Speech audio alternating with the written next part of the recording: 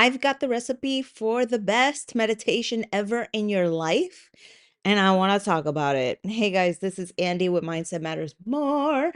And one of the biggest tools that I have used in my life has been meditation, alongside with prayer, journaling, exercise, diet, and all this other stuff that I do, because that's what I do.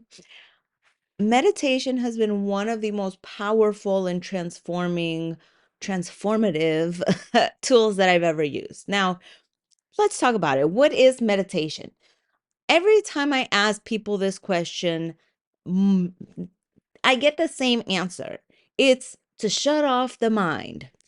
It's a good answer, but the only time your mind ever shuts off is when you're dead.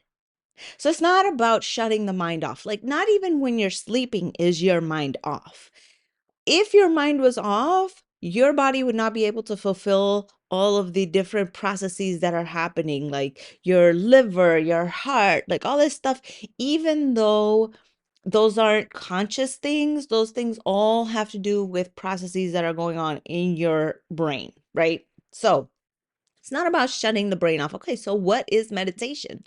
Meditation is about quieting the mind enough to be able to listen to your higher self. Ooh, okay, what the fuck does that mean? That's like a whole bunch of words that don't make any sense. You just said that you're not trying to shut the mind off. No, the mind doesn't shut off. But if you follow my YouTube, we're talking about the untethered soul, and there we're talking about this entity. It's like two pieces of your brain. First, it's the thoughts that you have, the chatty Cathy that is like, oh, look, the door is wide. Oh, what time is my husband coming home? Oh, what's on TV? What am I gonna eat for dinner? Oh, I don't like these shoes. Oh, I have to go take a shower. Oh, I gotta make a list for the supermarket. Like the thing that just doesn't fucking shut up in your head, right? That little chatty chit chit chit chit, the chit chat that doesn't stop. But let me ask you this. Who hears that chit chat? Who hears the little chatty Cathy going on? Yeah, that's you. That's the real you. So meditation is about slowing down the chatty Cathy, turning the volume down, and just being awareness. And there's a whole world that we could explore with this. And all I'm going to say is go read the book, The Untethered Soul by Michael A. Singer, because that book is fucking fantastic, or follow my YouTube series. Okay, so that's what meditation is. Now, how do we meditate? Now, one of the best stories that I have ever heard in my life is about when it is that we actually need meditation. And if again, whenever you ask people, hey, what's the best time to meditate? They'll tell you, oh, like at the beach, 70-degree weather, in my room, at church, or they give you some idyllic, perfect scenario where nothing is uncomfortable and everything is perfect, everything is right, everything is harmonious, and you're an enlightened being. Ah, perfect, right? No. So here's my story. There was a man who went to go study with the monks. And one of the classes that they take is on meditation. And so every day he would show up to class and he would sit down and he would meditate. Now, one day, two monks came outside the room, and this is like an open air studio. So he's sitting in there meditating, and these two monks come up and they're, fixing up the fruit basket for offerings and they're laughing it up. And he gets kind of annoyed because, hey, they're like ruining my meditation here. Like, what the fuck? And he doesn't say anything. Okay. So they leave. End of the day. The next day, he goes back to his class, and again, the two monks come up and they're fixing their fruit bowls for offering, and he's laughing it up, having a good time, just talking smack. And he's in there trying to meditate, and he's getting more and more upset. And this time, he like just gives them like the dirtiest look, like, "Excuse me, don't you see me here?" But he lets it go. The third day, he comes back and he's sitting there meditating and he thinks, it's perfect, wonderful. And the two monks come back and they start fixing up their fruit bowls. And this time he gets so mad. He stands up and he goes to them. He's like, "Excuse me, I'm trying to meditate here. Can you please be quiet?" The two monks look at each other and they just start smiling. And they look at him and say, "That is the point of meditation. It's easy to meditate when everything is perfect, but you need meditation when you are surrounded by chaos, when you're surrounded by circumstances that aren't ideal. Because you come back to center, you come back to your inner being, and then you can navigate those situations better." He, the monk, understanding, he goes back, sits down, begins to meditate, and the two monks continue with their bowls and start laughing, and he just smiles, knowing that he's getting better.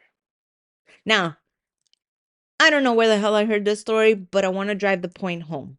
Yes, it's okay to meditate when everything is perfect, everything is awesome, but what I want to impress upon you is that try to also do it when things are challenging, when there's chaos around you, when you're on the bus or the train, when your kids are going crazy.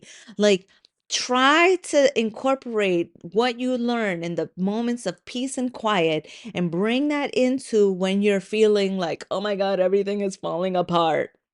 Because that way you can navigate those stormy waters better because you have come back to your higher self. Okay.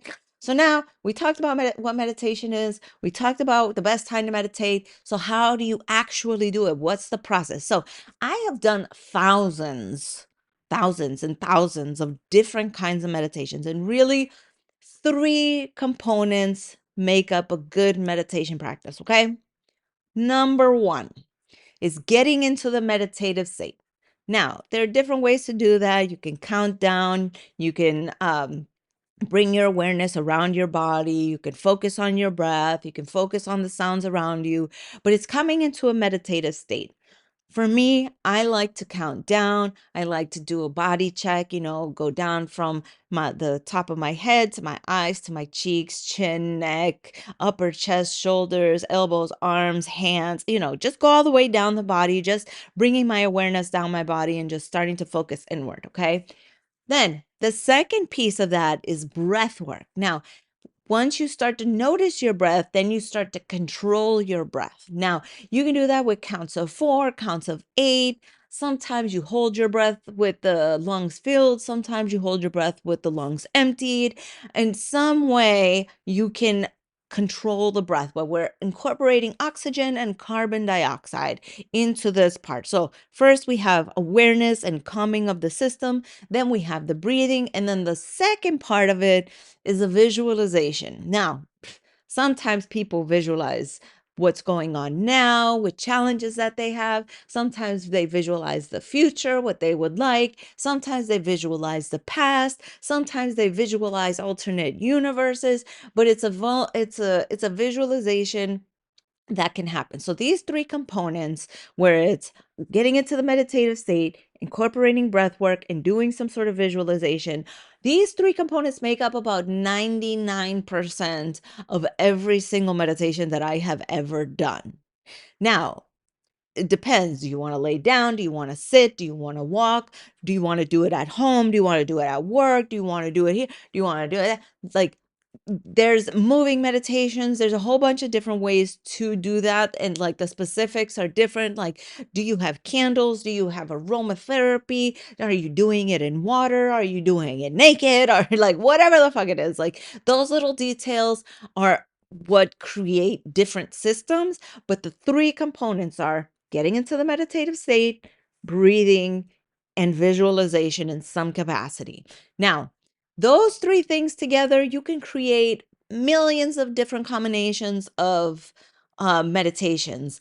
And I invite you to try out different ones because, man, they have just completely changed my fucking life. Absolutely. I've calmed down a lot with my anger. Like, even last year when I started this, like, if you listen to some of my podcasts, like, throughout the years, like, there have been times where I'm just like, oh my God, I got so mad at this. I got so mad at this that, like, today, okay, they make me upset, but I can breathe. I can breathe through it. I can navigate these crazy waters with just a little bit more peace and harmony in my heart. And that's all I wish for you guys. And this will bring you joy.